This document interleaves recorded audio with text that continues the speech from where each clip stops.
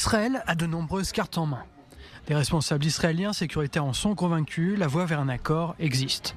La reprise des négociations est consécutive de l'entrée en vigueur du cessez-le-feu entre Israël et l'organisation terroriste du Hezbollah.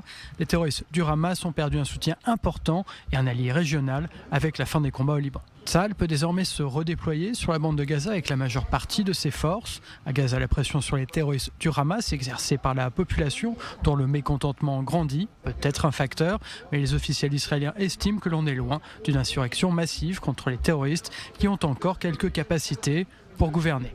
L'opinion publique en Israël qui fait pression sur le gouvernement, l'arrivée aux États-Unis de l'administration Trump dont les positions pro-Israël sont plus qu'explicites. Enfin, la situation en Syrie et les efforts mis en œuvre par l'Égypte pour faire avancer les pourparlers sont autant de changements qui amènent à penser les responsables sécuritaires qu'un accord est à portée de main.